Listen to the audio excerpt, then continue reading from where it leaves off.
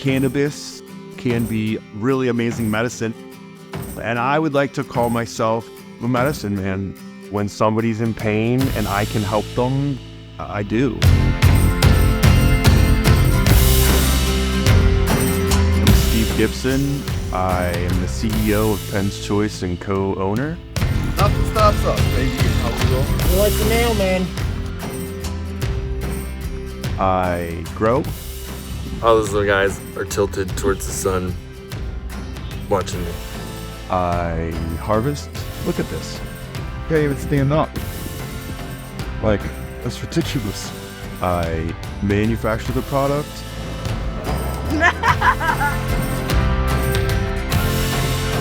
I would say land is just land. It's not important as far as my family, but other than that, it's the most important thing to me. It is something that is a part of me. It is ingrained in me, and I have blood, sweat, and tears all over that farm. I'm Rebecca Zacard Gibson, and I am co-owner and COO of Penn's Choice. Whoa.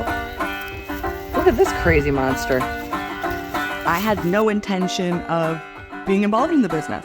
And this girl who never thought she was going to be involved in cannabis loves it. Chilling with my girls and my husband. Hunting nails. Running a business with my wife and family is crazy, but it's the most rewarding thing I've ever done. I'm harvesting hemp. Yeah, you are. This bud's for you. How you feeling about the tour, babe? Terrific. Nailed it. I recommend if you're gonna be married to your business partner, stock yourself up on CBD though, because that helps. You're amazing. The only thing more beautiful than your smile is your personality. But remember this. I'm proud of you. I'm so proud of you. I love you.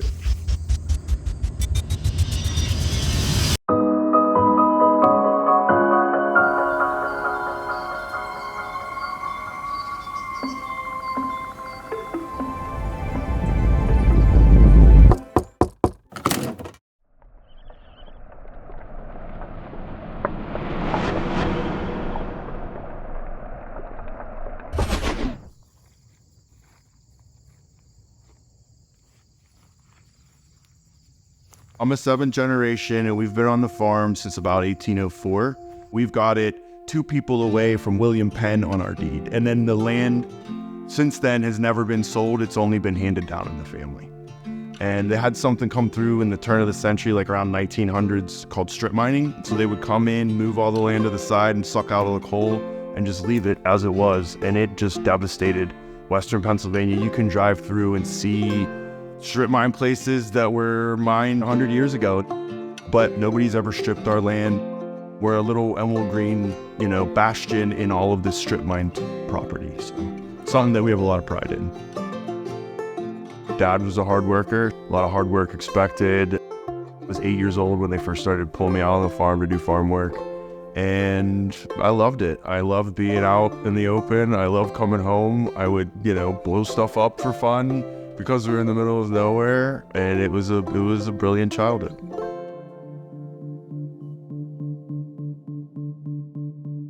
I was born and raised in Janesville, Wisconsin, the youngest of 4 girls. No interest in cannabis whatsoever. My background is more, football and playtime. I always wanted to be an actress when I grew up. I was always putting on plays and little performances for my family and whoever would watch and listen. So always wanted to be a performer. Wanted to be everything. A firefighter, a disc jockey always appealed to me, but there was always a passion for entertainment and storytelling. So I taught myself how to write screenplays. That was a true passion that I thought that I wanted to pursue. I started taking acting classes to try to have a better dialogue, a better understanding of writing, and you really couldn't make it in the business but living in Pittsburgh. So I, picked up 2 suitcases and drove across country in my car and came to LA. I wanted to pursue the dream of becoming an actress. So I studied theater at UW-Madison, and then I was like, okay, I'm gonna save up some money and I'm gonna go out west.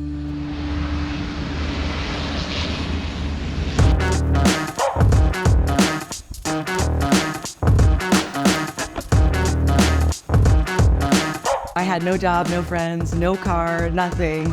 And I just made it work, got a bartending job, luckily made some friends, and pursued acting for several years. I was gonna try to just find a job, try to do a little acting, just do whatever I could. But I kind of realized that maybe acting wasn't my bag. I was gonna... I was down to like my last 20 bucks. My mom sent me like 800 bucks. And I was like, what are you doing? You're 30 years old and you're borrowing money from your mom. I will do anything for a job. And then that's how I ended up, getting a sales job. The boss was amazing, and he paid me what he said he was going to pay me. Believe it or not, that's actually something that happens quite frequently, that people don't pay you what they say. And so I was blown away.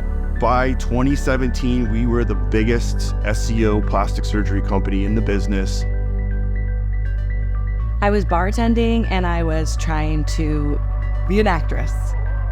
But I realized, you know what? I don't want to read or play somebody else.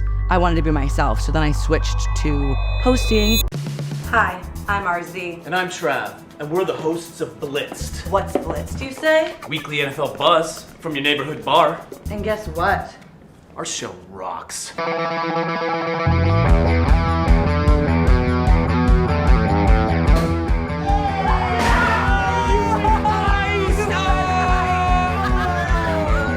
I was producing and hosting a sports show called Blitzed with one of my best friends. It's funny, it was weird. It's Blitz! Here's what's on tap. It's my family of gourds. Okay, that's Blitz this week. Thanks for watching. I was trying to make hosting work. And cut. Good job, guys. Great, guys, thanks. Good work. But by that time, I was also a little bit heartbroken. The dating scene in LA can be grim. I was about ready to pick up and move back to the Midwest. I was like, I am never meeting my husband here. I was doing 21 days, meditating every day, 21 days no drinking, and 21 days no dating. And I met Steve on day 20. It was a Saturday, I believe. I was ready to go and party, and I was sitting there with my buddy Ryan, and I go, well, hey, what chicks are coming out to meet us, bro? And he goes, he's like, Emma, Emma, and then my arch enemy is coming out. He definitely piqued my interest. My friend Emma was like, well, let's meet up after work. She's like, oh, Ryan has a bunch of buddies in town from Texas, and they're also on the West Side. Let's go meet them. So we do. I walk in, it's a table full of guys at the bungalow in Santa Monica. First of all, I'm doing 21 days of no dating. I'm doing 21 days no drinking. I'm just not in a place. I was kind of waiting for her to get there because I'd seen the show that she was on, Blitz, and I knew she was attractive. Duh. When I first saw her, it was like, he walks up and he clears these guys out. He locks in on me and starts telling me about how he wants to write a movie about Vince Lombardi. And then he starts giving me constructive criticism on my show. I'm like, who the hell is this guy? He walked me to the bathroom, and on the way back, he grabbed my hand through the crowd, and then he kissed me in the crowd, and I was like, okay. I just spontaneously turned around and kissed her. It was pretty gangster. I was proud of myself. Just so you know, Steve Gibson is not a smooth guy, so that's the one time I was smooth. But I was truly feeling myself. I had this giant open heart that was just ready for what the world was ready to show me. My pattern up to that point was that I would meet somebody, it would be boom, we're already together. have no foundation, but we're the most important person in each other's lives. And then it would fall away because it had no foundation. So with him, I was kind of like, I don't really want to do that.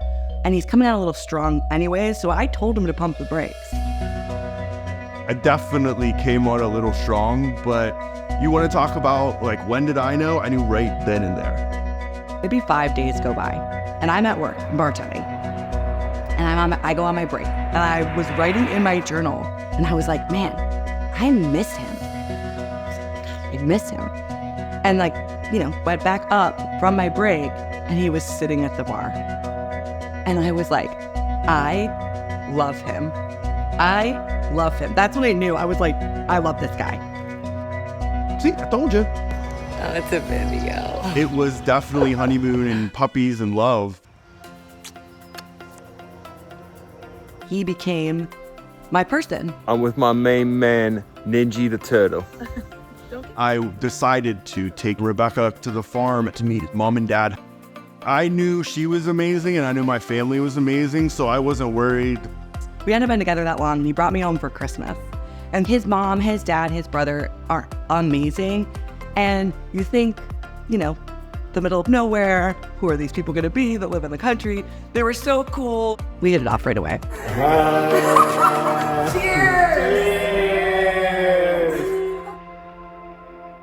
The farm, it was absolutely beautiful. And as soon as you walk onto the farm, it's just something special. The first trip was great. It led to many, many more. Everything was great. I had a woman I loved. I was making more money than I'd ever thought I could make with my job. We had like the #1 ranking for Los Angeles, which is incredibly hard to do. We were clicking on all cylinders. And then all hell broke loose.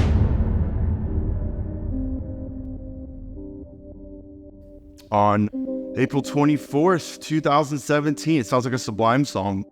We were sitting in the office one day and I heard a knock at the door and I was like, go away, I'm on the phone. And they came in and I knew shit was serious when I saw that windbreaker and stood up. And they had us come to the front of the office, show our IDs and take a photo like we were doing a lineup. And we were like, what is this, money laundering? A Culver City businessman was arrested today for an alleged murder-for-hire plot. The CEO is being accused of trying to set up a $30,000 hit on his former business associate. We were shell-shocked. This is the man that was my mentor. This is not some guy. This is the guy who gave me my life.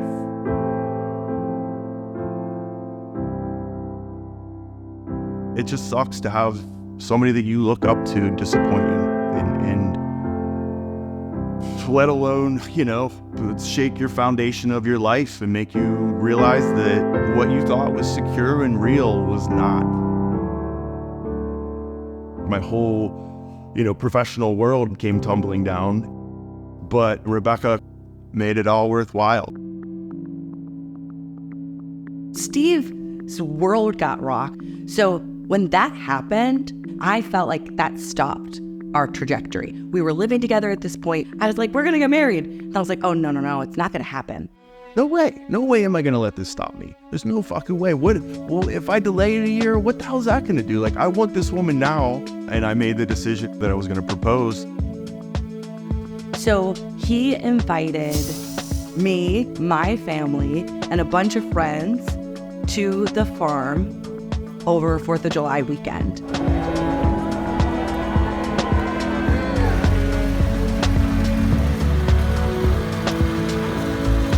I was super nervous. Really what it was the logistics. There was a lot of coordinating. It was actually a 200-person party. It was probably the biggest party we'd had at the farm to date.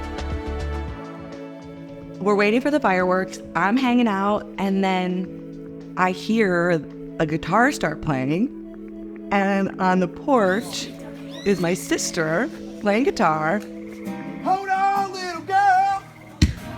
Show me what to you. And Steve starts singing this Mr. Big song, which is our song. I stand up, I'm singing along, I'm just like, this is cool. And then there's a point where I realize what's happening. Rebecca Ann's the card. Will you be my forever person? I cried, and he's like, ask me to marry him, and I say, yes, duh. And then the fireworks go off. Am I living in a movie?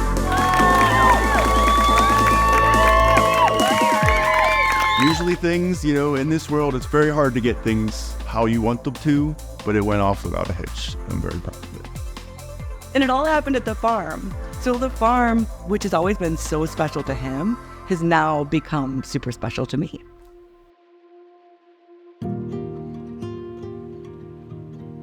Because it is so special to him and his family, we decided to have the wedding on the farm. Dad made the decision that he would just completely redo it. We're talking probably about 30 to 40 acres of ground, and he just took it and ran with it, and I love him for it. The farm is already gorgeous, right? It's beautiful. But for our wedding was absolutely incredible. I don't know, the whole day was the best. It was magic. It was pure magic. I'll cherish that day in my heart forever.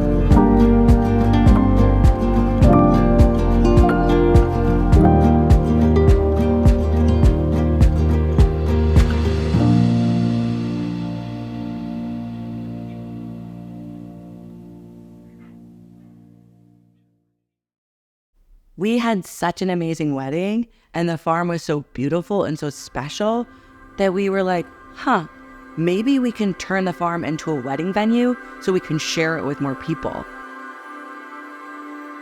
Our wedding was a portfolio to show other people, but that same exact time as 2018 became 2019 in Pennsylvania, they pushed through the farm bill and hemp became legal.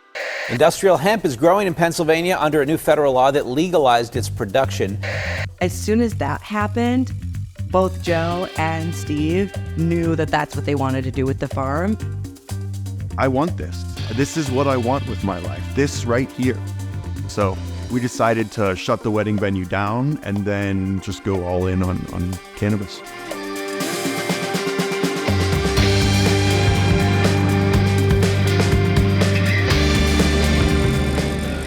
Pretty fucking historic moment in my life. You see it? You see it? Just a little guy. Welcome to my fucking boyhood dream come true. Hi-yo! The plan was grow 5,000 pounds, sell it at $200 a pound, and make $1 million.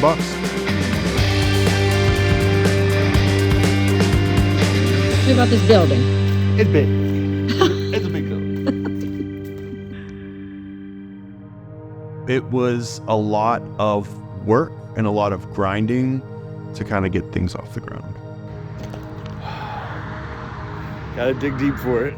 We were still living in LA, and Steve was going back and forth to the farm, which was, a lot. I would come back once every 2 weeks, and I would fly a red-eye from LA on a Thursday night, land in PA on Friday morning, no sleep, work Saturday, and then leave on Sunday. And so I did that for, I think, 4 or 5 different trips. I kind of realized that to make work what we had to move home with the cannabis company.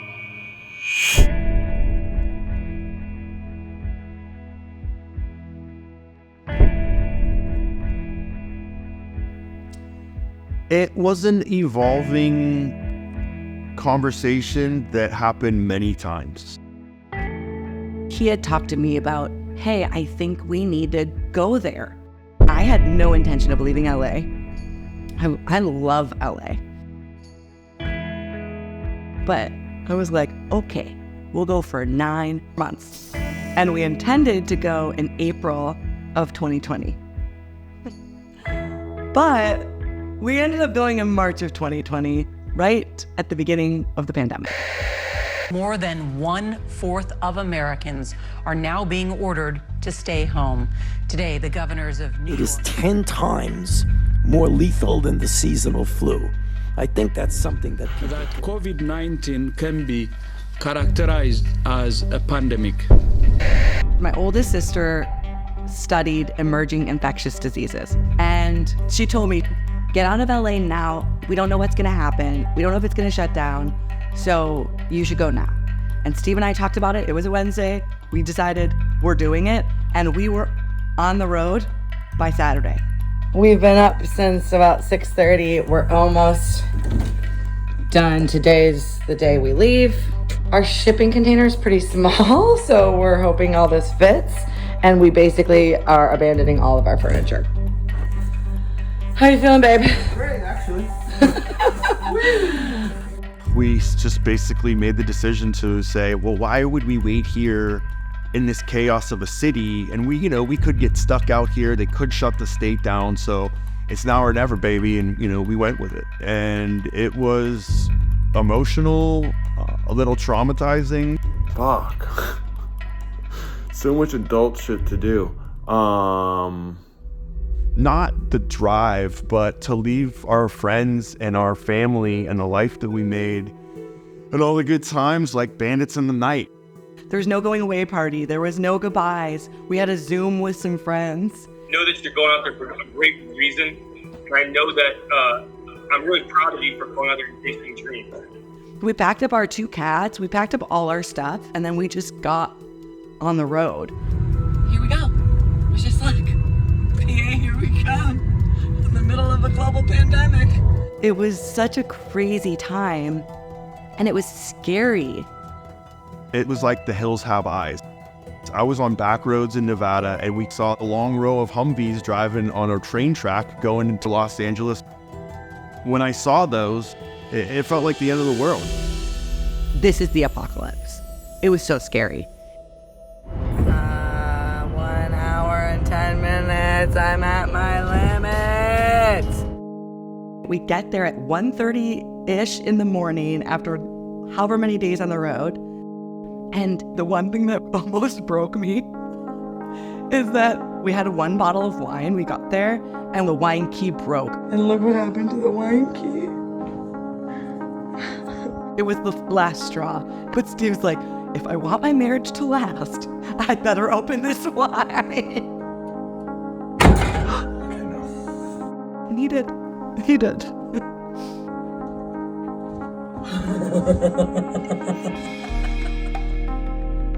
Thank God for the Gibsons, because they had set up a bed for us so that when we got there at 1:30 in the morning after the chaos, we had some things. Sorry. But that little bit of community right from the jump, meant everything.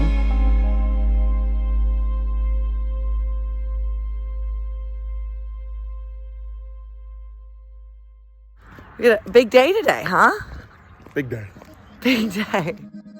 The next morning, I woke up, then I was like, I'm here. It was time to work, baby. We grew about 5,000-6,000 pounds of flour. But I should have seen some red flags in the market. The guys that can make flour into concentrates, they weren't taking any CBD anymore because they had so much of it. So we couldn't sell it as bulk flour. It seemed like we were gonna have to cut our own way through the weeds of cannabis. Look at all of it.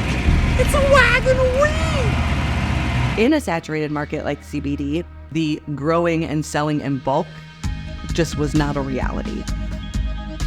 We needed to build a brand in order to really create abundance and financial security from it. So that's where I came in with the branding, with the labels, packaging, social media, building out the website, a lot of the marketing. And Penn's Choice was born. This is an assortment of our Penn's Choice CBD products, lavender CBD bath bomb, a CBD salve, and of course our selfies. It was kind of born out of necessity.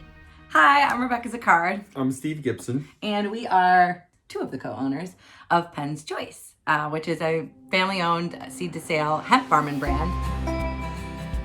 I started with pre-rolls.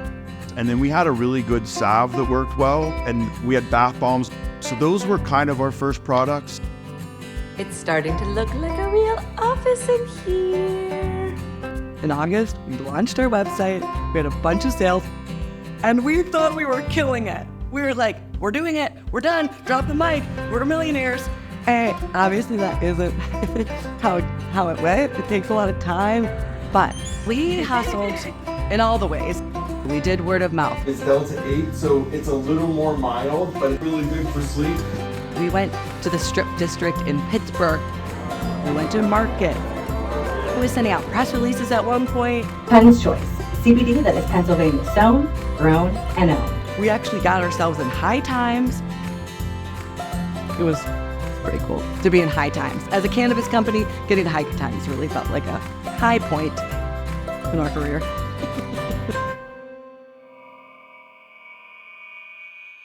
"2021 was actually a really great year for us. Gummies became a thing. Now we're doing Delta 8 gummies. We saw a huge opportunity with gummies, and they were like a big hit. We were doing okay, but at the same time, it wasn't $1 million. We're talking a couple $100 a month payroll. I was like starting to look at the old bank account, and it didn't have the same money as the website sales. And that was a hard thing to kind of accept, because by that time, I was supposed to be flush with cash. The reality for all of us set in that it's a really hard job that requires a lot of hustle to make successful. There were definitely moments where we questioned whether we had made the right choice. Today was like probably one of the hardest days I've ever had. The end of 2021, we found out that we were no longer able to make and sell gummies in the state of Pennsylvania, which up at that point was the bulk of our business. That's what was keeping us afloat. Is our business done? Like, there was a point where like, are we done? It wasn't just a couple weeks or a couple months. This is a couple of years of not making a lot of money.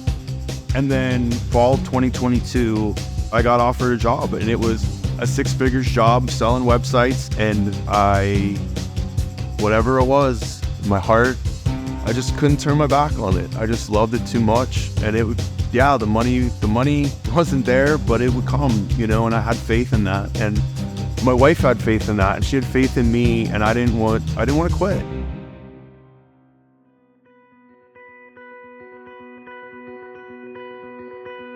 Things happen, different regulations, this changes, that changes, and we just, we're able to pivot. And if we weren't able to pivot, we wouldn't still be in business. Eventually, we created a new brand based in a different state, and Cosmic Candies was born, and that became our edibles brand. And even though it was born out of challenge, it's been so fun to build out Cosmic Candies and then now have our edibles brand, and then also have Penn's Choice, which is our, foundational brand. Cosmic Candies is cool.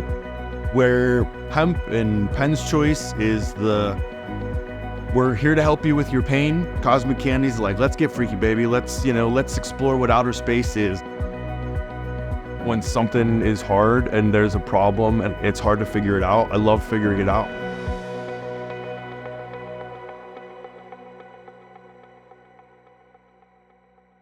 Dad, look at this. What the fuck? Holy balls. I love what I do. It's funny, my mom always gave me shit in high school for smoking reefer, and she loves taking a Delta 8 gummy to go to bed. And I had a lot of people like that, and so I truly feel blessed that I'm able to show people that cannabis can be fun, but it also can be a great way to treat some of the ailments that you possibly have without a harsh medication. We get to help people and help people deal with pain, anxiety, sleep, among so many other things in a natural way.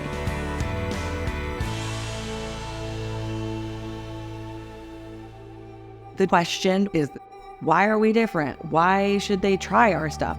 There's CBD everywhere. You can get it at a gas station. Why are you choosing ours? A lot of these companies are buying it from third parties. We planted the seeds and then planted the seedlings and then walked the fields and talked to them and then harvested, slow cured them, and then made the products and added the labels and shipped it out and wrote you a little note. Like literally start to finish, it's a Gibson that did it, which is special. We started getting people from Michigan, Maryland, New York, Delaware, all these different places that would come and see us. We would be able to diagnose their medical needs, be it salve, be it gummies. And we were able to give them a treatment that was alternative to what they were used to. And we had a lot of great success with that. Now we get orders from all over the country, you know? And so where we are now from where we were back then, it's like we were excited when we sold $1,000, you know? When we first started, we had 3 SKUs, and now we've got, 90, 100 SKUs? So I have 90 or 100 products.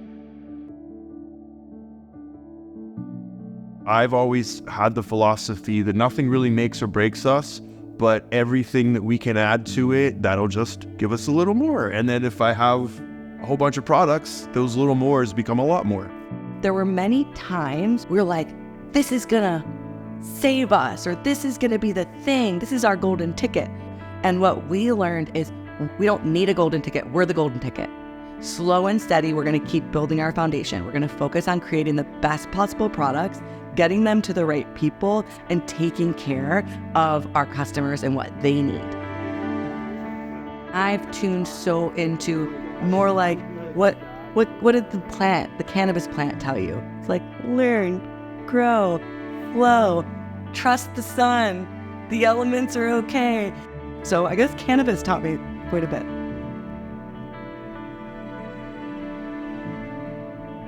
It changed, and where we were and where we are now are 2 different places, both as a company and as a human being.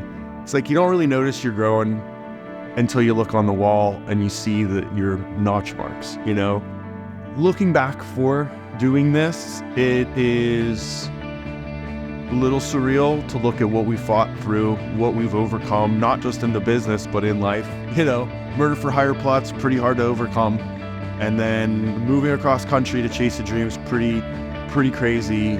And then having your business that you thought was gonna be your money ticket completely failed in that fashion. And then figuring out how to make it work. So the only thing I could say is proud, and it's not, I'm proud of me, I'm proud of us. We've figured it out together, and it's a feeling of abundance and a feeling that with the right heart and the right mind, good things will happen. I have no idea what our future holds for our business. I know we're gonna keep growing, I know we're gonna keep building, but I know we're gonna put a plan together and, things are gonna change. But I'm honestly excited to see what the future holds for Penn's Choice. Where I see Penn's Choice in the future is doing what we continually do. We're gonna make good products, and I'm gonna try to tell everybody about how it will help them, but in a responsible way. And so as long as I keep doing that, I don't think I'll ever be unhappy. Oh yeah! Locally sown, grown, and owned. Penn's Choice is the local choice for all things CBD.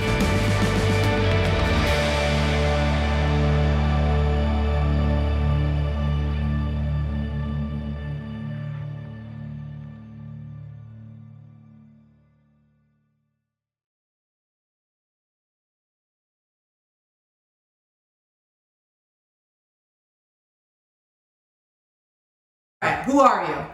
Chris Hemsworth. Yeah, okay. Oh, hold on, I gotta get deeper. Chris Hemsworth. No, too deep. Too deep. Chris Hemsworth. Oh, that was good, Chris Hemsworth. Yeah. Chris Hemsworth. Use it. Happy Thanksgiving, Hopsburg. Happy Thanksgiving from Penn's Choice and me, Haps Chrisworth. No. No. Happy Hempsgiving from Hempy Haps. Why haps? Where's haps coming from? There's no haps in the sentence. There's no haps in the line. Got it. Okay? No haps. Hemps. Hempy Hempsgiving from everyone at Hemp's Choice. For me, Hempsworth. Okay. I realized what I did wrong there. Happy Hempsworth. I'm Chris Hemsworth. Chrissy Hempsgiving from me, Penn's Choice. Chris Hemsworth. Happy. See? I got your notes. Yeah, we're looking good. Happy Hapsgiving from Penn's Choice and your friend. Line? Chris Hempsworth. Chris Hempsworth. And hemp's in the place of Hemsworth. Chris Hempsworth, okay? Everything else is just a normal word. It's just the word you'd use in the English language. You got it? Yes. Chrissy Hapsgiving. No. Try it with the Australian accent. Happy Hempsworth from Chris Hempsworth. Okay. I got it. No. You promise? I got it. Okay. Happy Hempsgiving from Chrissy Christopherson. Happy Hempsgiving from Pennsylvania and Penn's Choice and Penn, Sylvania Choice. Ah! Good day, mate. Put another shrimp on the barbie. Got it. Action. That's not a knife. Okay, but you gotta do the line. Oh.